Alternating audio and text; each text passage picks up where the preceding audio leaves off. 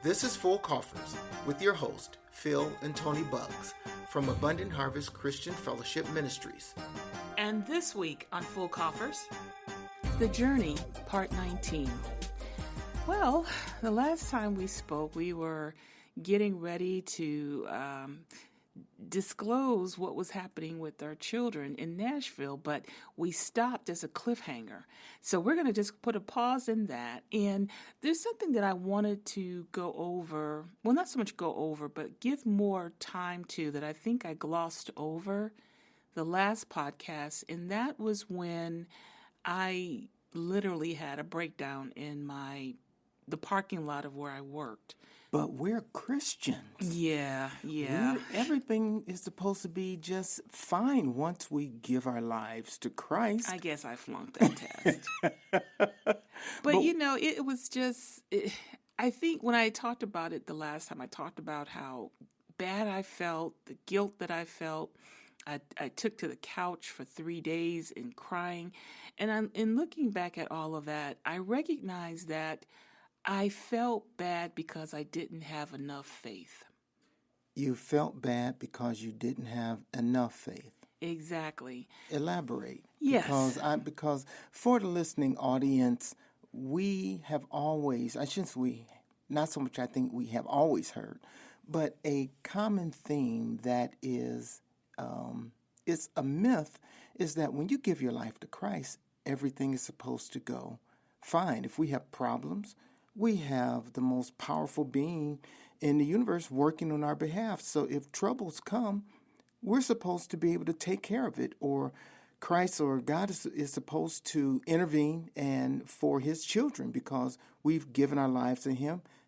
Everything should flow well. And that's why I was just trying to figure out what happened. Why couldn't I stay at that job?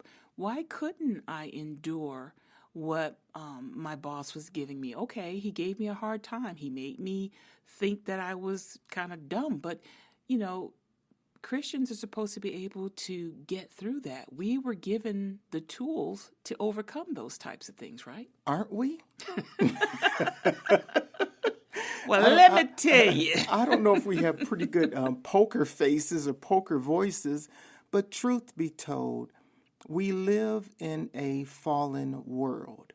And what Scripture teaches us is not that once we give our lives to Christ that he takes us away from every bad situation.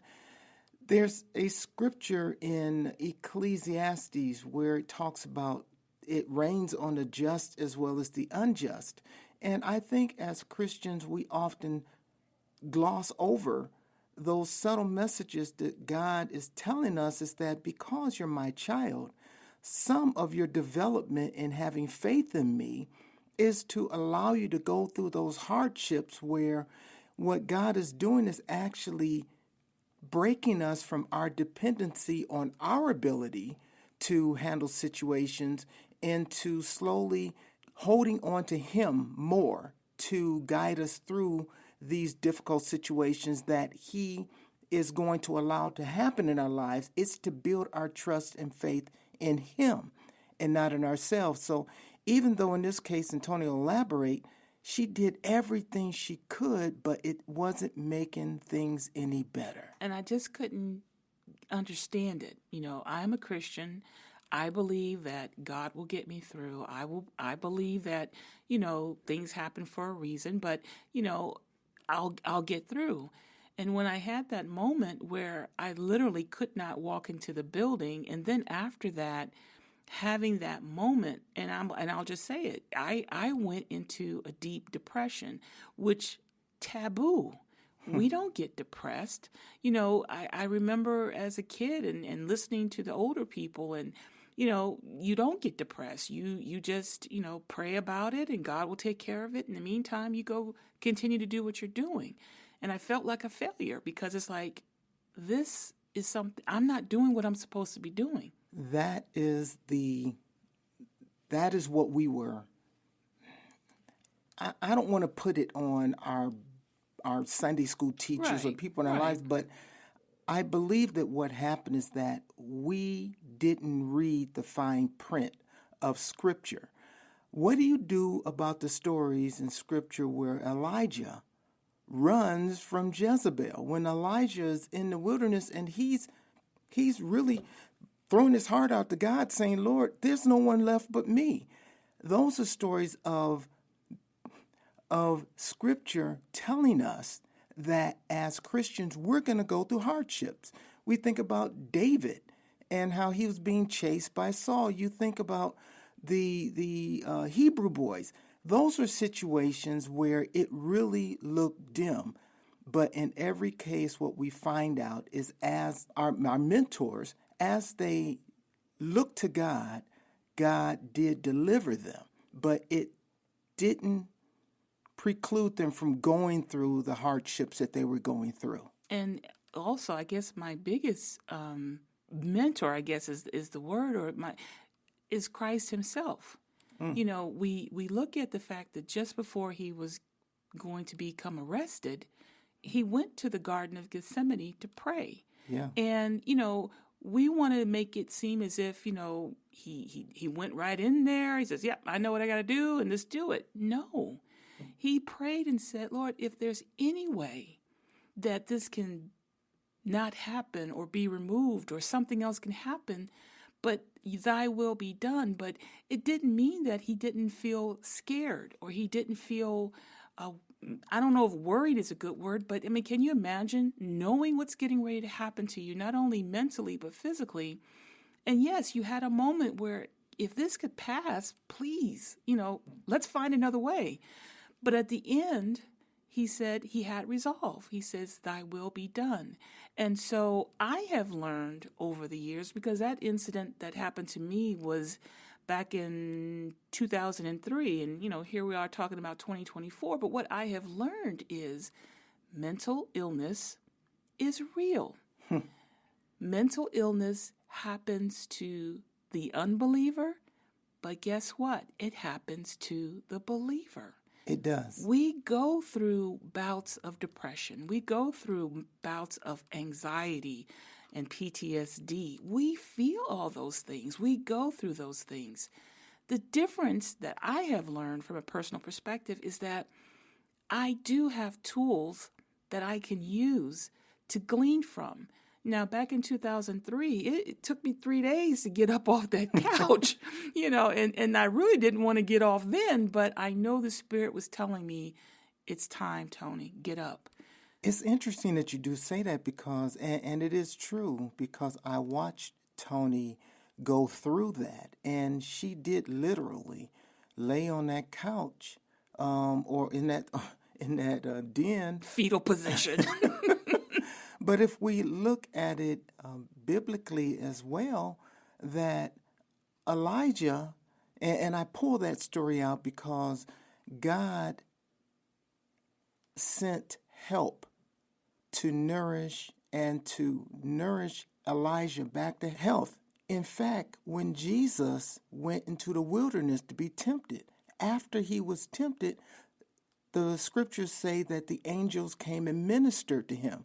You got to consider it, and I am connecting dots here because we're talking about the physical body. Mm-hmm. We're talking about, and a lot of time we as Christians like to disconnect the human experience from our spiritual connectedness with God. They go together.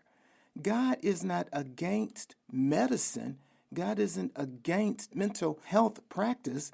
God works in both those arenas. Why? He's God. Yeah. He controls everything. So even in a mental state that a lot of professionals may want to say, well, that's in the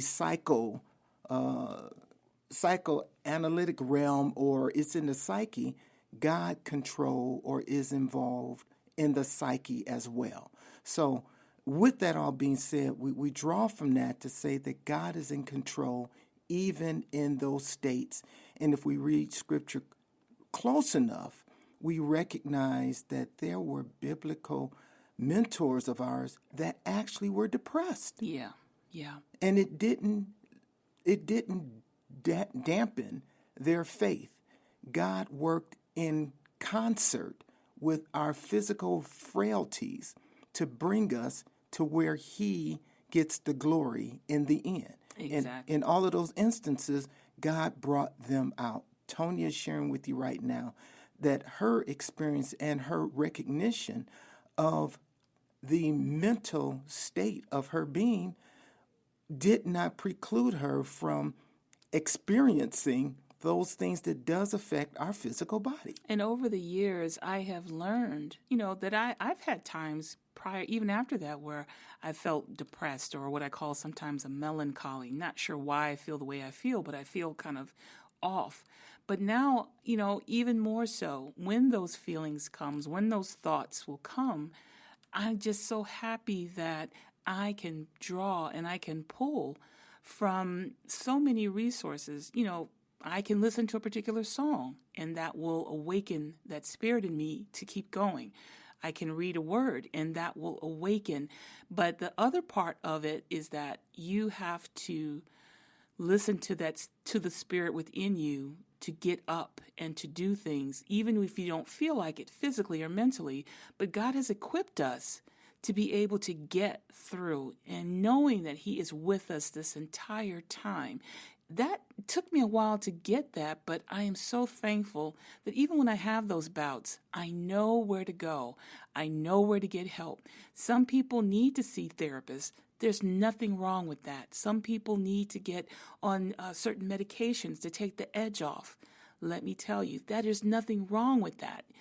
God, as Philip said, has made everything. He's involved in everything. So why not see a therapist to talk to someone with an objective perspective? Why not take medication that's going to allow you to focus more?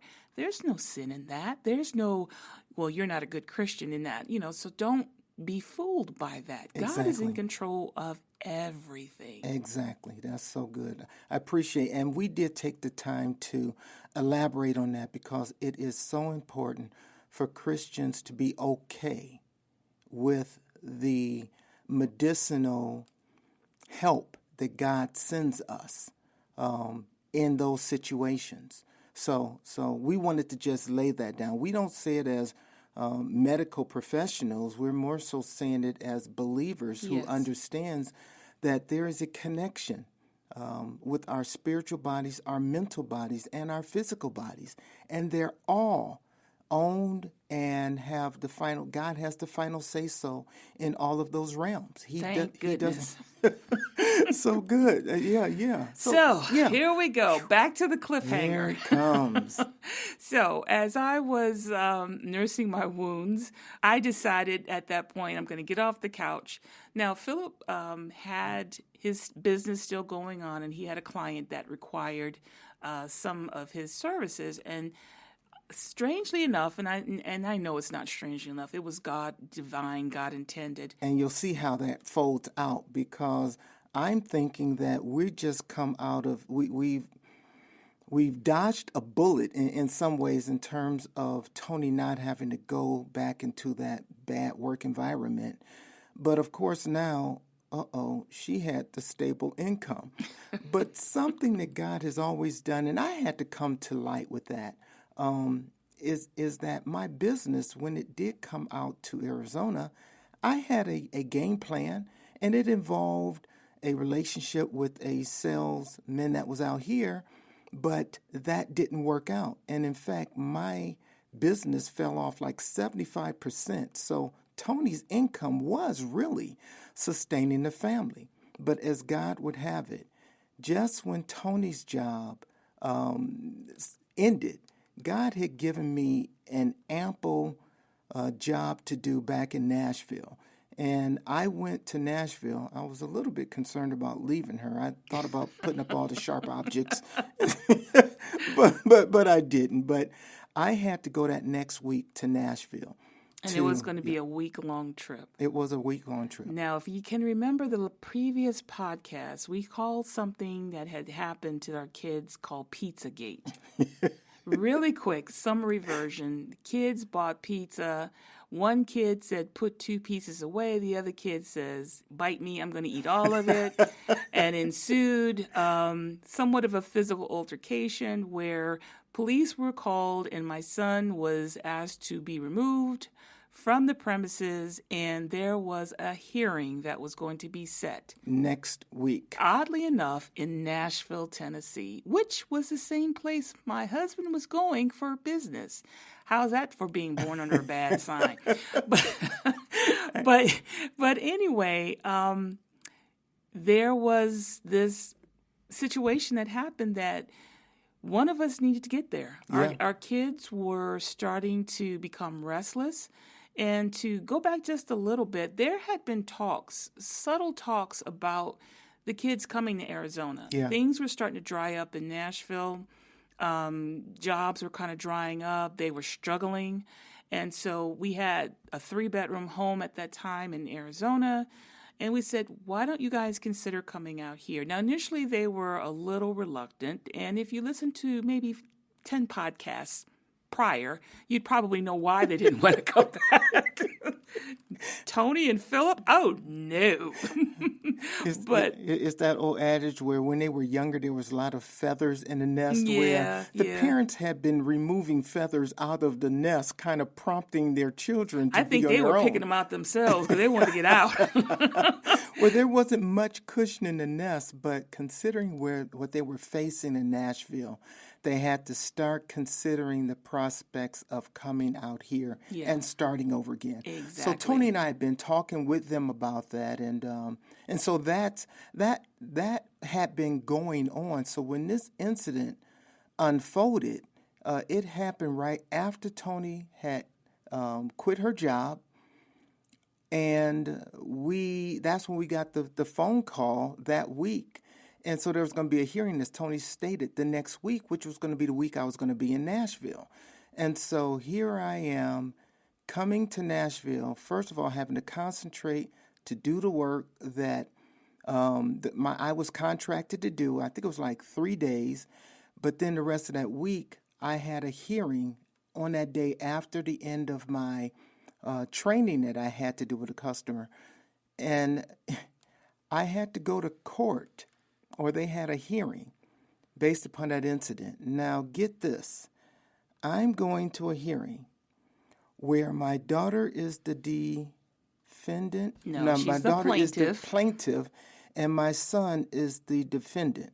And I ask you again, I said it in the last podcast, but who does that?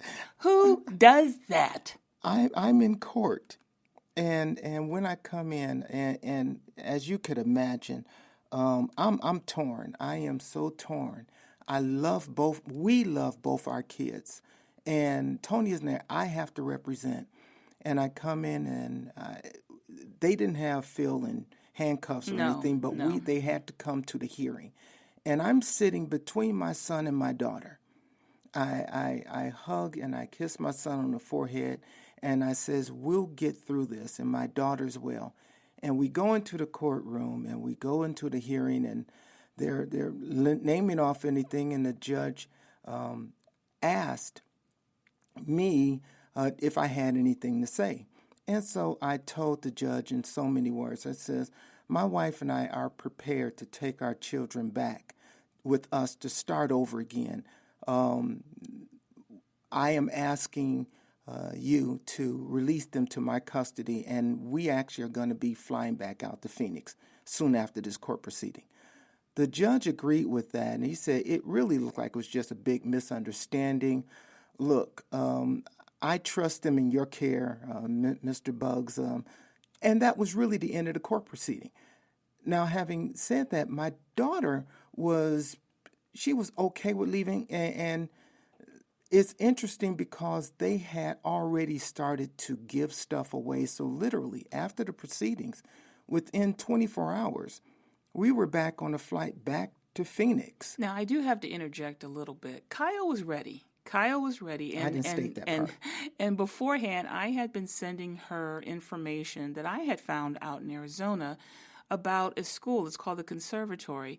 Like I said, Kyle always has had talent in music. And so I found this school where all the classes were music oriented. In fact, she would be a certified audio engineer. Yep. And I had sent her some information maybe a month or so beforehand, and she seemed to love it. She seemed to like what the school offered.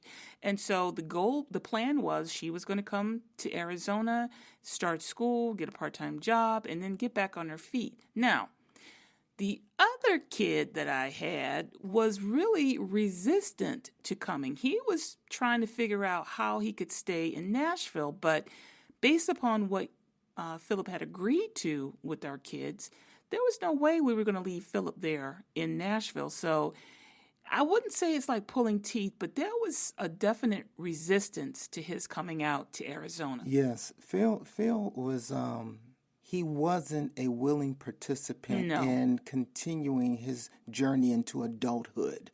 So what Toni and I did, and I think more so me, I knew Philip was skilled, and he liked automobiles. And so we actually found a school out here, UTI, that actually had a great program. And so we actually enrolled, when Phil got out here, his plan for him was to come out here, start UTI. It was like I don't even think it was a 6-month program. No. But to the point, yeah. Yeah, and so what happened was they eventually got out here to Arizona. Now, I'm going to put this plug in. While they were gone, Toni had to have something to do, you know? I had cried out everything, and I had a new burst of energy, and I said, you know what? I'm going to get their rooms ready.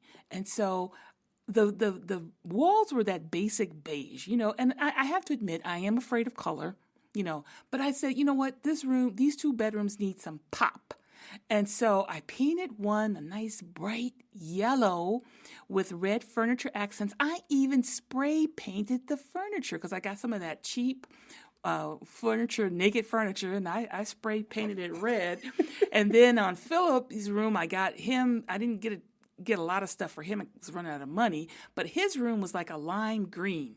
So I'm doing all this while they're ready, just kind of getting the home ready for them to come.